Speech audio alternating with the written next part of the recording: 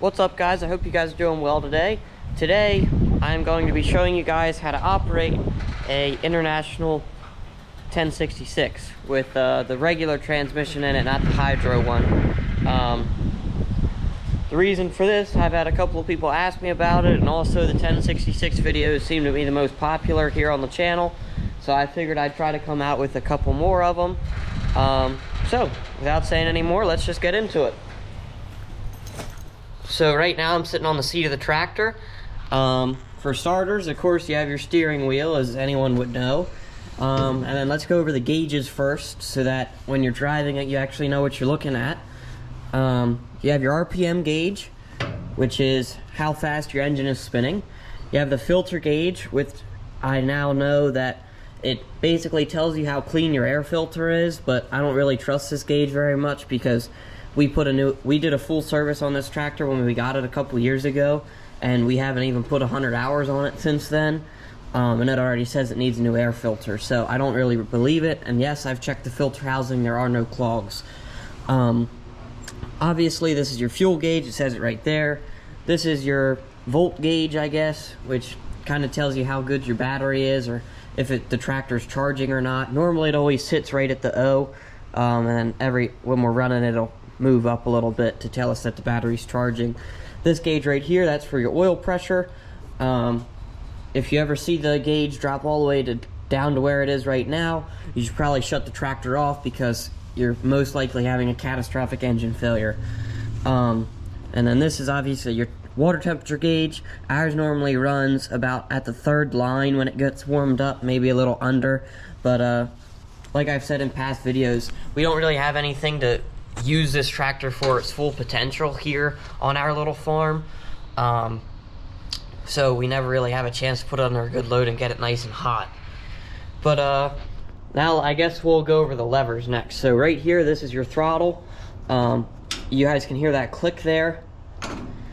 So all the way forward would be revving it out like full throttle, and then it comes back and hits kind of a stop. That's idle, and then you pull it again past that click, and that's how you kill the tractor.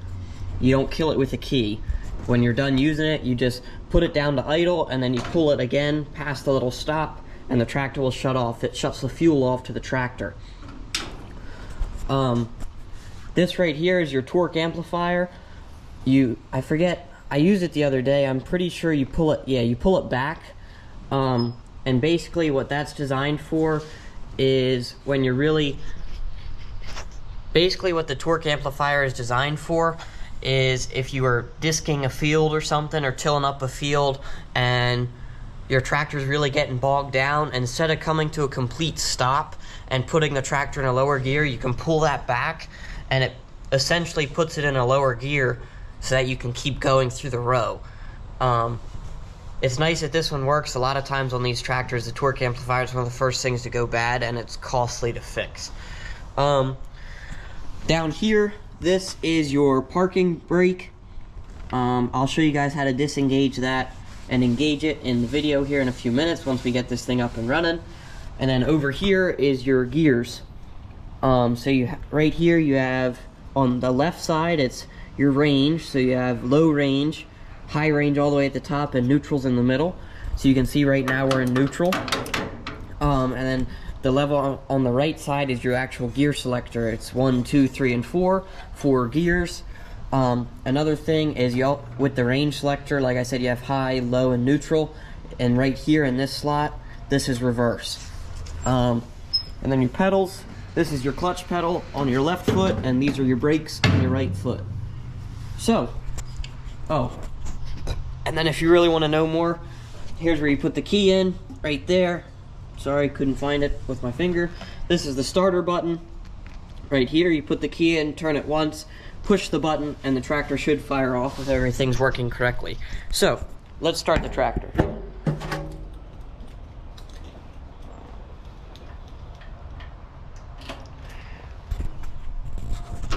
Sorry, before we start the tractor, I feel like I should mention, with the parking brake, you can't move the gear levers or anything. Like, they won't engage all the way. At least the range selector will not engage all the way with the parking brake down. So I always push the clutch in and hold the brake and pull the parking brake lever up, and then you can put it in gear and do what you got to do. But I'll show you guys that in a second. So to start the tractor, we turn the key and we push the clutch in and hold the brake a little bit just to be safe. We make sure that the throttle is clicked forward, not in the shut-off position, and we just hit the button.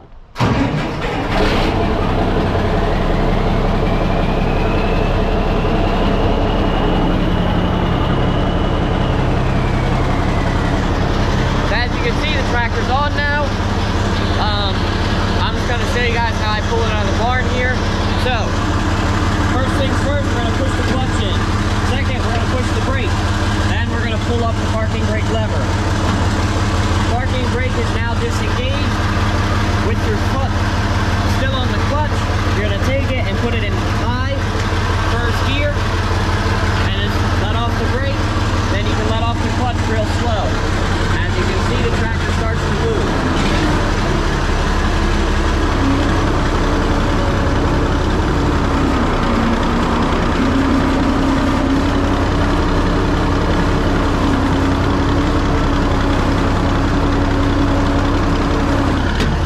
To stop the tractor, you push the clutch in and push the brake. You return your range selector back to neutral, and now you can let off the clutch and it will not roll. The only reason it's rolling right now is because we're on a hill, so I have to push the brake in. So, then to re-engage the parking brake, just throw it down and now it won't go anywhere. Disengage, push the brake in, lift up. To drive the tractor, like I said, push the clutch in, find your range. We'll go high range. Sometimes it's a little sticky. Let's put it in second gear. Hang on. High range. Lever's all the way forward for high. It's right next to 2. And now it'll move a little faster.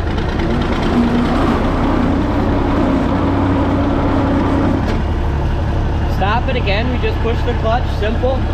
To put it in reverse, we pull down over just a little and we drop it into the reverse. And now the tractor will move backwards. Just like that. Very simple. So,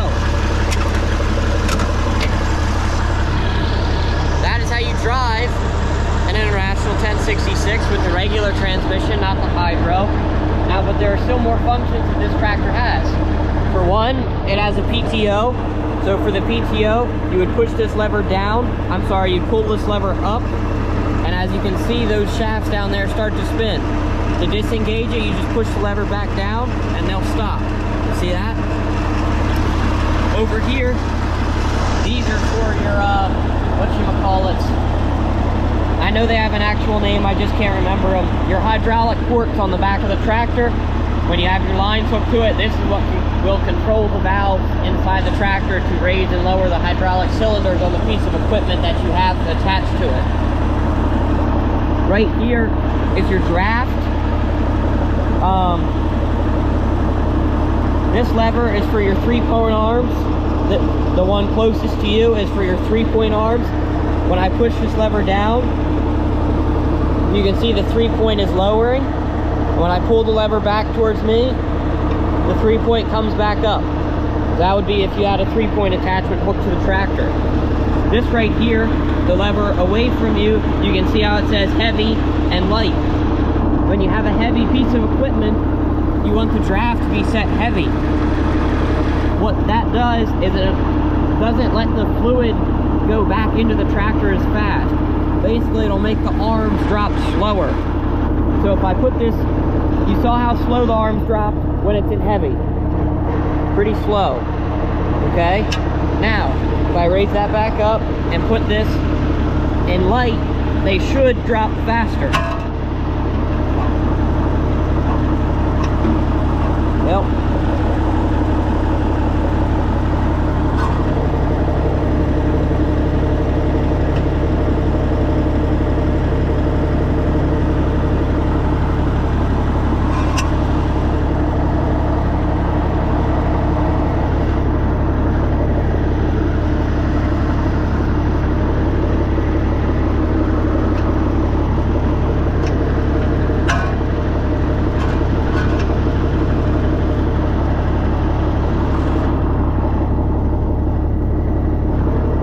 what's going on here. I might be slightly mistaken. From my understanding, that's always how it worked, but it's not working the way I want it to right now. Well, guys, that's going to about do it for this video. It doesn't need to be super long because there's not much to these old tractors. If you enjoyed, please hit the like button, and if you have any questions or comments, let me know down below. Thanks, guys. Have a good one.